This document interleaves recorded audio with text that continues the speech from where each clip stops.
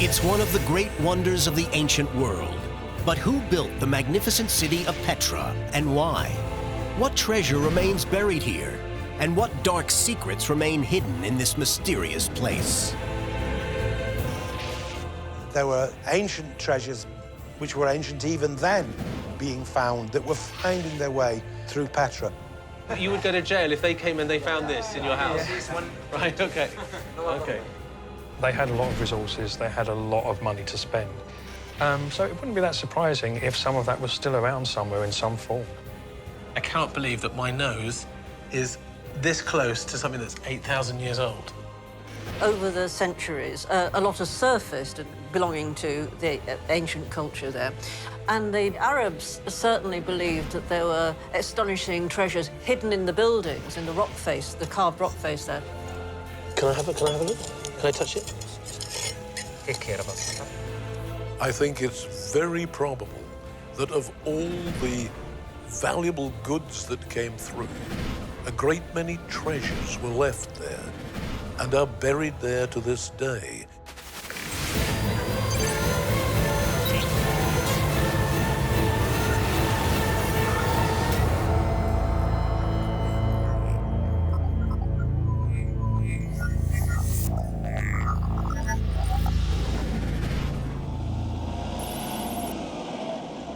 Petra is one of the most magical places in the Arab world, famous for its rose-cut rocks, its eerie tombs, and its colorful history.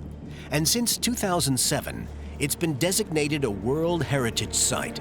Hundreds of thousands of tourists now visit Petra every year. But is there a darker, more secret side to this ancient city, involving hidden treasures and relic smuggling? Journalist Jamie Theakston is on a mission to find out.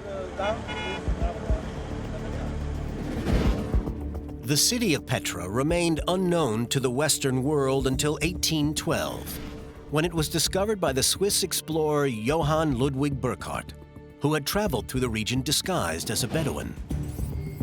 Petra lies in a vast desert region in the south of Jordan, a country in the very center of today's Middle Eastern conflicts, surrounded by Syria, Iraq, and Israel, and home to over 2 million Palestinian refugees.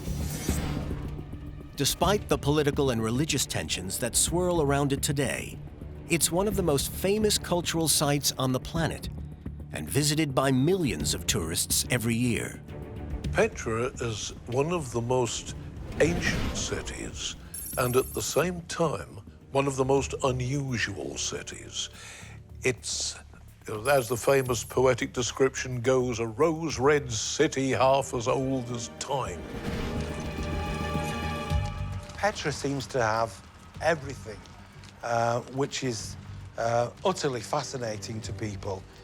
It has magnificent architecture. It's carved out of solid rock, and yet it has Greek pillars and all sorts of different kinds of Byzantine architecture, and yet it's absolutely in the middle of nowhere. It is literally miles and miles out in the desert. It was just something. It was like, you know, a mirage almost. You arrived there and you and your animals drank water and hung out, and there were merchants from all over the area. So basically, you could do yourself a bit of good with your business, you could have fun, and you could stock up with water.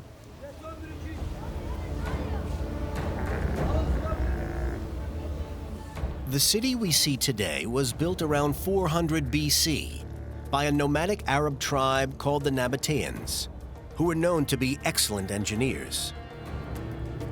Enclosed by towering rocks, Petra not only possessed the advantages of a fortress, but its position meant that it controlled the main commercial routes which passed through it to Gaza in the west, Damascus in the north, Aqaba south on the Red Sea, and across to the Persian Gulf. But it was the ability of the Nabatians to control and sustain a constant water supply out in the desert that led to its success and growth. The Nabatians who built the city in the first place were an amazing mixture of water engineers, and they were experts, real experts, and expert traders. They knew the cost and value of everything. And when the trading caravans came through from north, south, east, and west, they made the most of it. They were, in fact, almost an ancient shopping mall long before we invented them in the 20th century. We have to remember that this was a place that was literally on the Silk Road. There was silk and spices coming all the way from China, coming right past the front door. There was bitumen going from the Dead Sea to Egypt in the opposite direction, and all sorts of precious things coming up from the Arabian Gulf and beyond. There was frankincense and myrrh. Petra was a metropolis in itself, and must have seemed an incredible place to come upon after days and days of plodding on through the desert.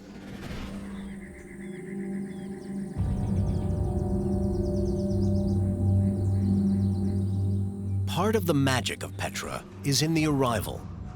Whether you were a Bedouin trader or a sultan or a tourist, you all arrive in exactly the same way, via a magnificent gorge called the Sikh. It was formed by a natural geological fault. It's a mile long, about 250 feet deep, and recently, archaeologists discovered chambers underneath the stone and sand, which were believed to have housed soldiers who would rise up and repel any attackers.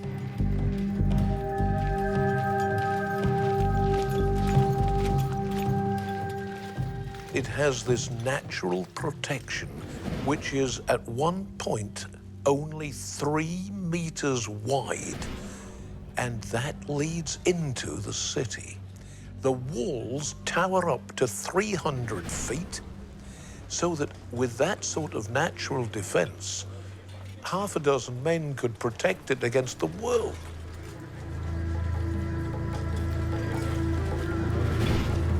At the end of the Sikh is this magnificent building, the Treasury, or Al-Khazneh, as it's known locally. It's one of the most recognizable historical sites in the world.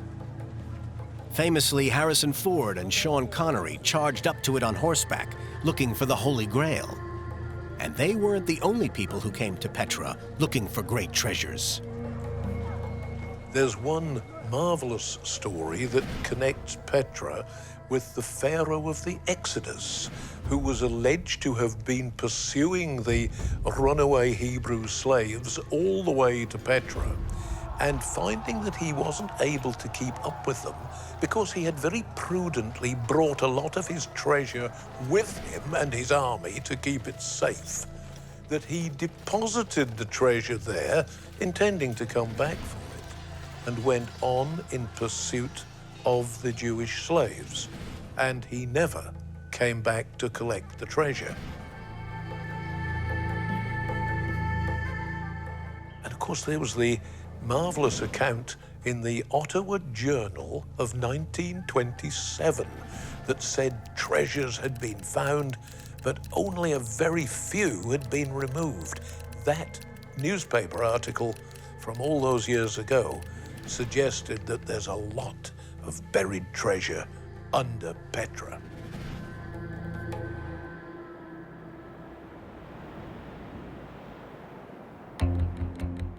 Dr. Suleiman Farhat is a former director of the Petra site who showed President Obama around the ruins in 2013.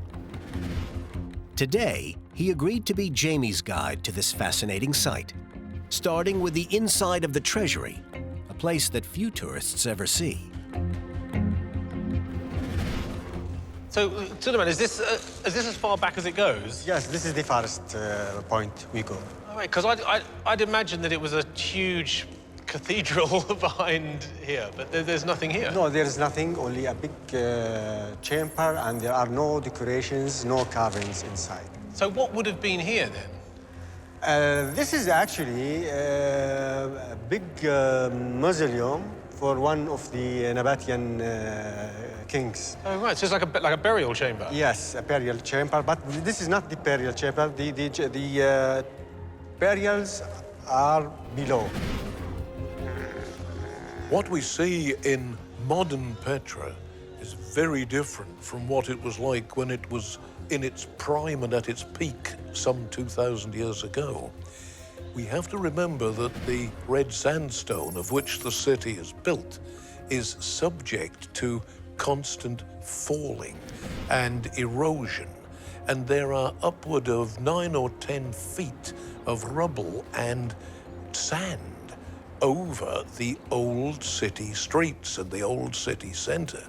So if we could get that rubble out, if we could get the sand shifted, get back to the original Petra, heaven alone knows what's buried under those streets, and especially under the magnificent building known as the Treasury. Journalist Jamie Theakston is in the ancient city of Petra in Jordan, looking for the lost treasures that are said to have been buried there over the centuries, now deep under the soil and rocks. So far, he's been given exclusive access to the most iconic building on the whole site, the Treasury. But it turned out to be an empty mausoleum with no clues to the whereabouts of the city's past splendors and treasures. And yet the belief that this ancient place still has valuable secrets and priceless relics to give up runs deep. No more so than with the local Bedouin tribes, who still head into the desert nights looking to hit the jackpot.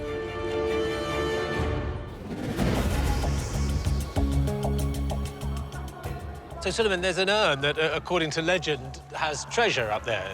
Yes, there is an urn above the tallest there. Actually, it is a solid rock. There is nothing inside it. Historically, it was the traditional symbol of death. That's all. Right. But the local people and the Bedouin, they used to shoot it by their guns to break it and to get the treasure inside it, but there was nothing. Is that why there's all got the bullet holes on the urn? Yes, yes, and you see the remains of it. The Arabs certainly believed that there were astonishing treasures hidden in the buildings. This is the carved rock face there, because actually they took pot shots at the buildings. You can still see the sign of their pot shots to try and dislodge what they were utterly convinced were treasures lodged, hidden in the actual edifice itself. It wouldn't be at all surprising if there were still treasures down there, because it was an incredibly rich city, rich place. It was on some of the major trade routes. It controlled some of the major trade routes, so a lot of money went through there. They had a lot of resources. They had a lot of money to spend. So it wouldn't be that surprising if some of that was still around somewhere in some form. Not all of the site here has been excavated, has it? So No, only I can say 15% of the site have been excavated. The rest is existed under the ground. wow, so 85% of Petra hasn't been. Even more, 80% of Petra. I'm expecting actually in the future to find a lot of archaeological artifacts, very unique and valuable things. Why don't we dig it up? Well, you know, Jamie, this is actually, it's very costly. And the other things, it's a very delicate job for archaeologists. Sure, but it's exactly what we want to find, isn't it? You know, this could tell us so much more about the Nabatians. Right. The most important thing is to preserve what you have excavated. If you leave it exposed, then it's better to leave it under the ground than to excavate it. Oh, I'm not sure I agree with you. Anyway, can you show me some more of the other tombs? Of course, Is that okay? yes, Okay. please.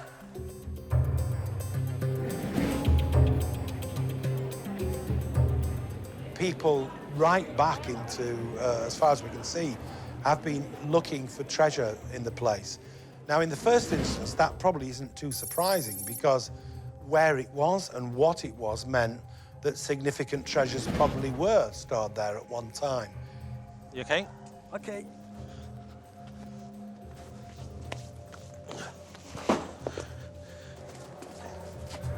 Access to the inside of the treasury was rare enough, but for a journalist like Jamie to be allowed to go down into the tombs below was literally unheard of.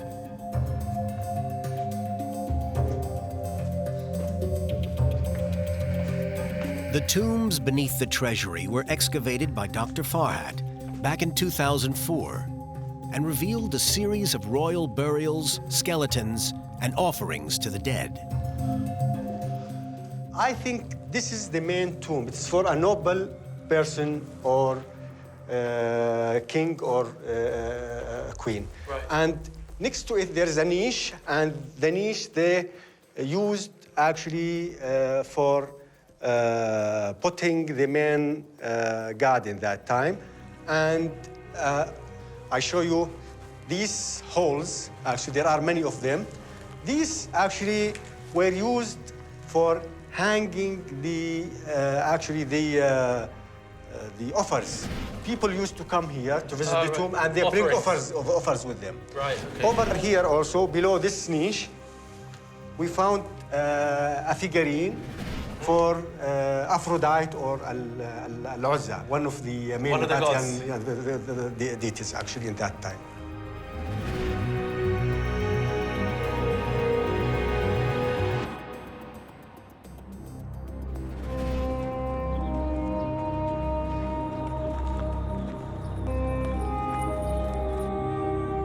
Petra is a warren of tombs and caves cut into the rock.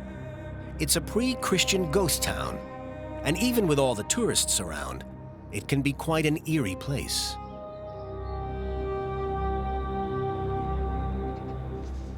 So were there Bedouin tribesmen living here until quite recently? Yes, they were living in the caves of Petra till 1987. Wow, so people would actually be living here. Yes, they were living in the caves, but they were moved by the government outside the archaeological site. And am I right in thinking there was a New Zealand lady lived here as well? Is that... Yes, her name is Margaret, and she came in 1979, and she was sitting on the steps of the treasury, and she met Muhammad Uthman for the first time there. Then they got married, and they had a cave. And you know that Queen so Elizabeth, when she came to Petra to visit Petra, she visited her in her cave, and she had a cup of tea with her there. So hang on, she lived in a cave here and had tea with the Queen? Yes, I remember that. The story. Did she get it painted, make it all nice before the Queen arrived? No.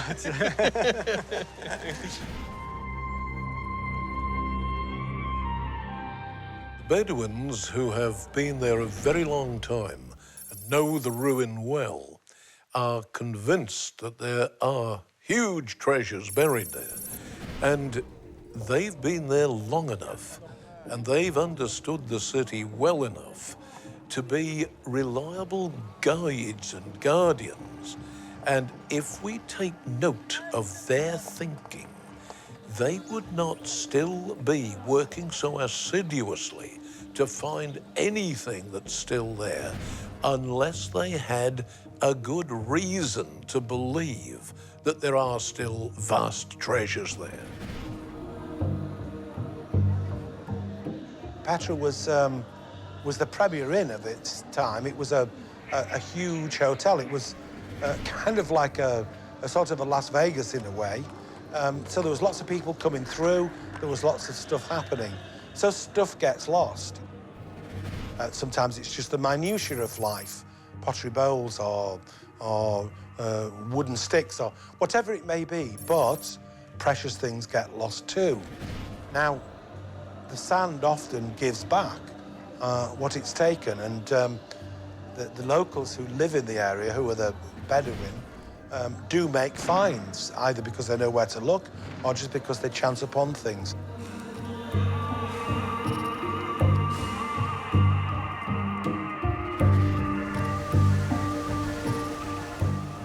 There wouldn't be a city at Petra if the Nabatians hadn't been able to control a constant source of water in the middle of the desert.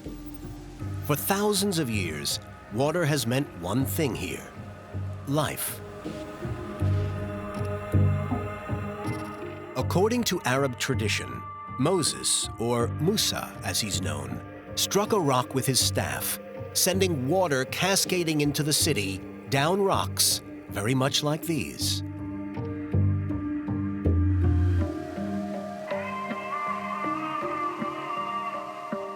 In fact, the actual spot where Moses is said to have struck the rock has been turned into a shrine in the heart of the modern city of Petra.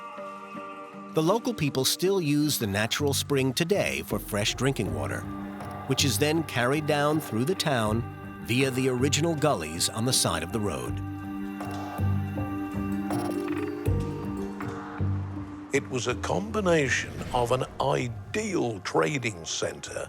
It was brilliantly fortified and naturally fortified, and it was, in a sense, an artificial oasis at which the water never failed because they knew how to conserve it.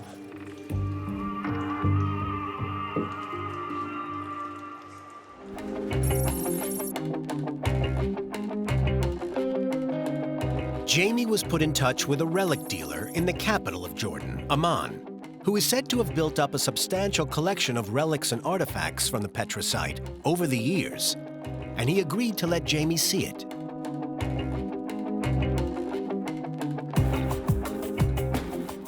The Bedouins will unearth pieces of pottery or other simple artifacts from maybe millennia and more ago, and they will then take them off to a local dealer and perhaps get 10 or 20 dinars for the relic they've found. It will make its way to Amman and sell for 100 times what the Bedouin discoverer was given by the dealer in Petra.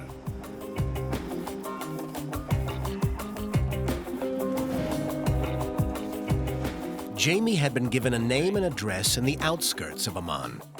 The Rihani family had been buying relics from Petra and other sites across the Middle East for many decades. What they'd amassed was now believed to be the largest single collection in the world. Needless to say, it's rarely seen on camera. They arranged for Jamie to see it, but declined to be interviewed.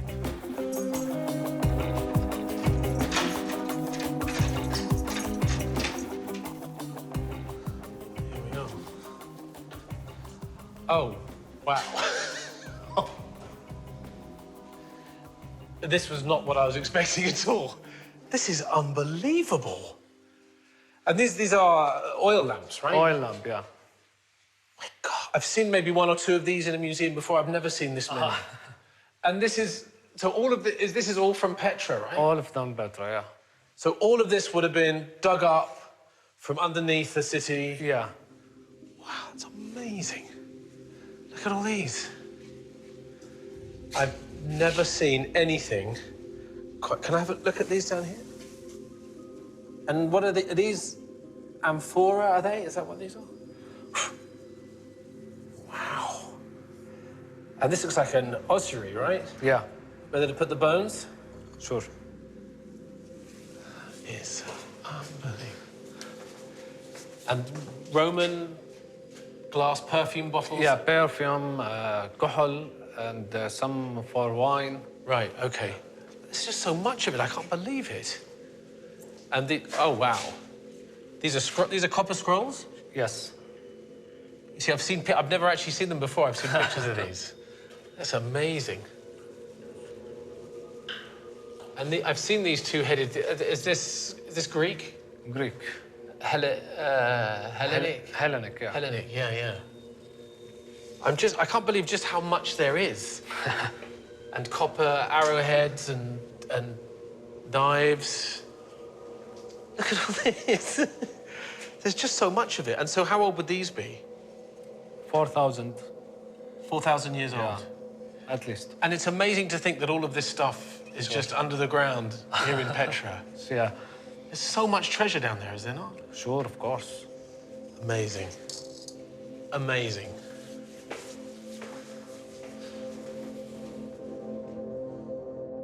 There's still lots to be found. I mean, you know, the area around Petra is full of caves and grave sites and places where Bedouin and locals are digging this stuff up all the time. And at that point, you have almost like an international criminal market taking hold of this, because you have good stuff sent off to the Gulf. You have the touristy stuff that some of it's sold locally. It becomes a large-scale business. Oh, no, these look familiar. Oh, right, OK. Are these cuneiform tablets? Yes. Oh, my God. So these must be what, how old? It's Sumerian, 6000 BC. OK, so this is the earliest form of writing, 8,000 years old. And I've seen pictures of these, but I've never seen anything like this in the flesh, as it were. And I can't believe that my nose is this close to something that's 8,000 years old. This is amazing.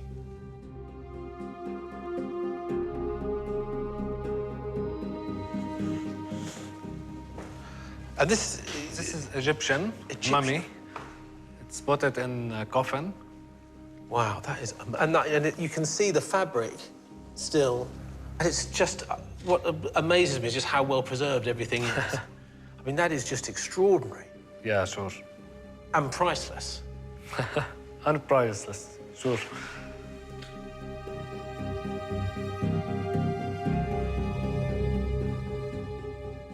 These finds that the Bedouin make don't usually get passed on to the historical authorities of Jordan or the surrounding regions.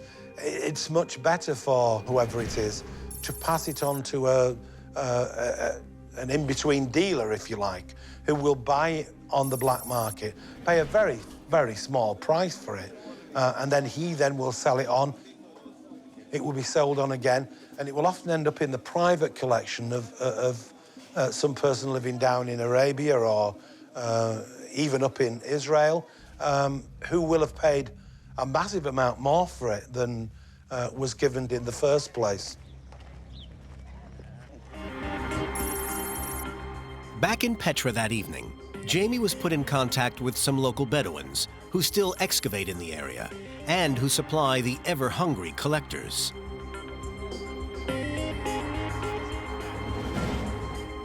He'd been given an address in the new town that had been built for the Bedouin tribes that used to live inside the ancient city, and was told that they would show him some of the items they had dug up.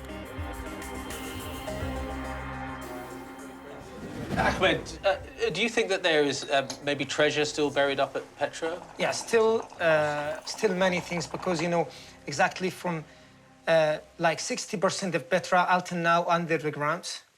And sometime in the winter times, you know, you find many Bedouins go around to, and there's a women's, mans and kids go to look for the coins. It's like Romans or Nabatians, what the money he used it like in Roman and Nabatian times. Some of them he dig in the nights. Well, why do they have to wait until it's nighttime before they... Because it's not allowed. OK, so Yeah, you can't dig... Yeah, from the government, yeah, it's not allowed. In the winter time, anybody go, because, you know, it's the winters or the water, you can't find the coins. Something other like battery or jar or lamp or something, you go in the night because it's not allowed. Do you ever go digging? Of course, yes. But it's not allowed? Not allowed, but we try to make our living like. Sometimes we go, all of us, you know, we go some... And so how do you make a living? What do you sell? Do you sell what you find, or...? Some of them, you know, we sell it. There's some people, specialty buy something like this. And some of them, we keep it, something like treasure or something you didn't find. Okay. Yes. Collect, like some of us like to collect some special kind of money, like the Nabatian. Because the Nabatian, you know, it's few money, not like the Roman. The Roman, for example, they found it in everywhere. One of the big factors there, in social terms, is the way that the Bedouins behave. They have been there for centuries.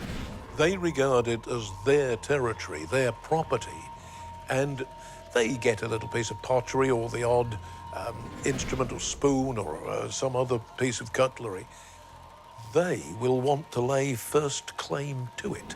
As it is, they will put a good price on it and sell it to the tourists.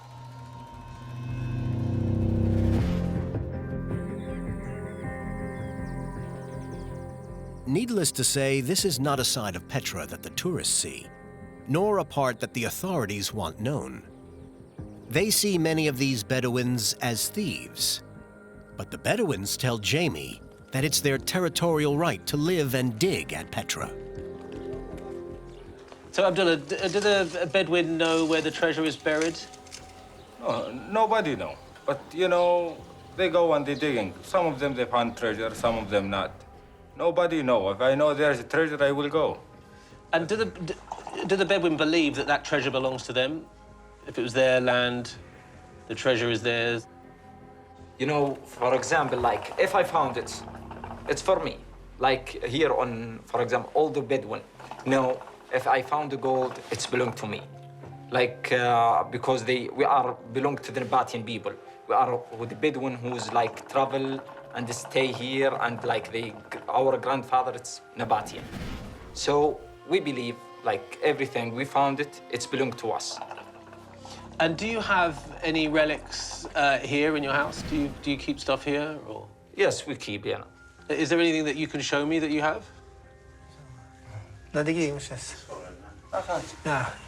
Thank you.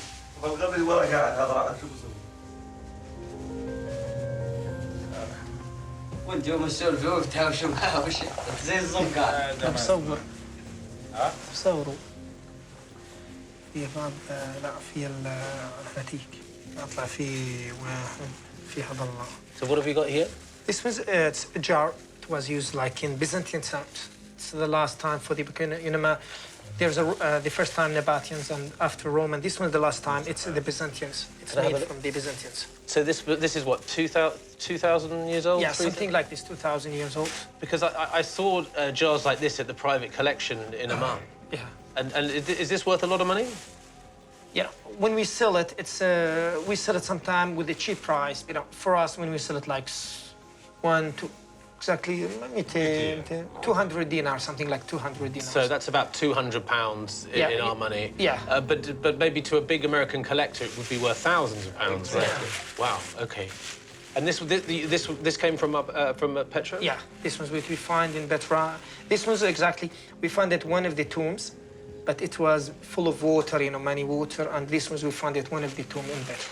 So if the government knew that you had this, would they take it away from you? Would you be in trouble? Would take it away. Or would they? You would go to jail if they came and they found this in your house. Yeah. Right. Okay. Okay. Right. Okay. That's amazing. Thank you. How many are you allowed to have? They live in hopes that they'll find perhaps the lost treasure of Pharaoh, or some riches that were left there when it was part of Baldwin's Kingdom of the Holy Land. And I, for one, would be inclined to trust the Bedouin knowledge of the area and to say, yes, that's pretty good evidence that there is a substantial treasure waiting to be found.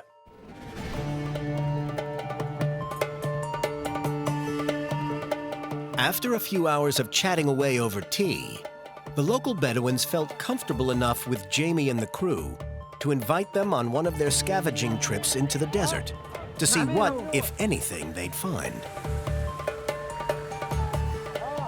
Many of the local Bedouin families send small parties out into the desert after dark to see what can be dug up.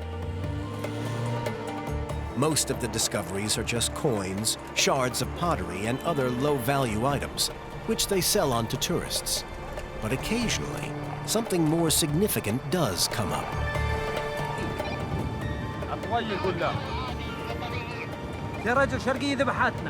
The guy's saying that they need to keep the radio noise down because they're worried the guards might hear.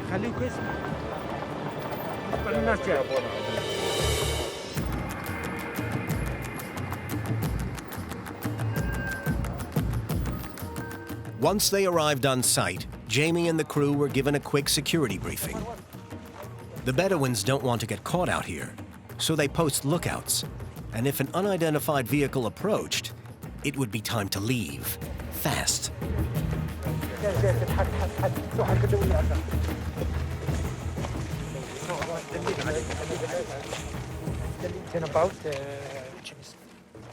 I told the governments or guardians or police, find us, we should go. We should not wait to happen, we should go. Okay. So how will we know if they've seen us Yes, digging? I sent two, one person in this side and the other in this side. If we check and we find some things, he will told us and we will go. Okay?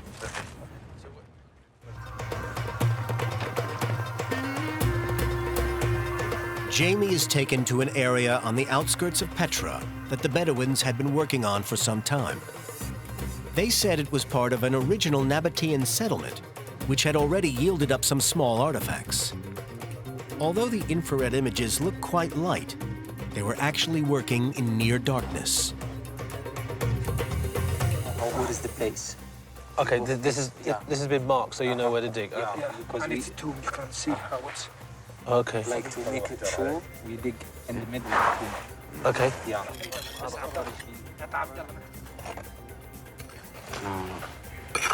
هذا مستري، هذا بالمستري هذا. استنى وش بالمستري. استنى. So what kind of thing are you looking for? We look like jars, knives, Right. combs, something like this. You know. Okay. أيوة هذا استعمل هذا بدي أقرب الليلة. It has often been said that people have always looked for treasure in Petra, and I think they certainly have. And of course, at times, reports have been made that treasure was found there. Reputedly, according to Arab writers, the Crusaders found treasure there in the 1180s, treasure that was related to the distant Hebrew past. Whether this is true or not, it's hard to say. It's like 2,000 years here. After about an hour of digging, the Bedouins discover a small object. It was an oil lamp, almost identical to the ones Jamie was shown in Amman, and one of the most common artifacts that's excavated in Petra. Can I have a look? Can I touch it? Take care of us. But to the Bedouins, it's not significant and not valuable. Despite possibly being over 2,000 years old, it would only fetch around $10 if they sold it to a dealer.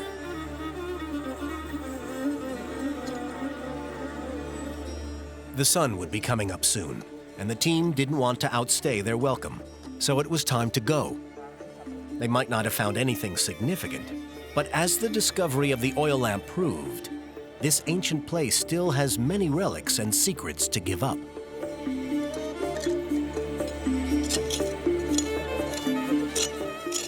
Things are found regularly at Petra, on a small scale, a large scale. A lot of it's sold by the locals. The bigger stuff goes into the international antiquities trade. But yes, there are things being found all the time, and you know, there's obviously a lot more to be found.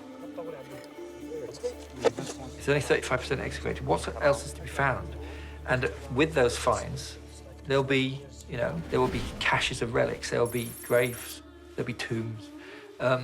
We found, I think, a drop in the ocean of what's to be found, yeah, in places like Petra and other great sites.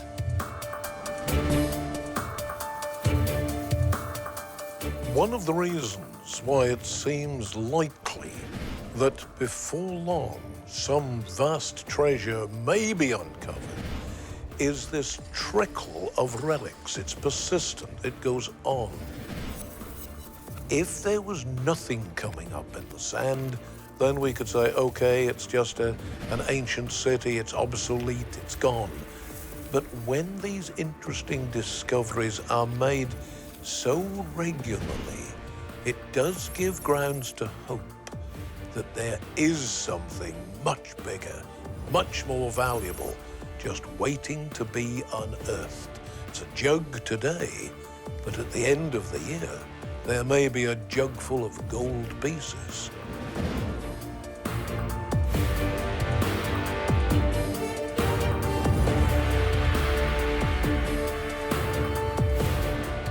Petra is a magnificent ruin that's been standing proudly in the desert for over 2,500 years. But there is a secret side, a relentless, even ruthless search by relic hunters and dealers for whatever's been buried there over the centuries. The $6 million question is, what, if anything, is still left? Bearing in mind that only 15% of the whole site has ever been excavated, the likelihood is quite a lot.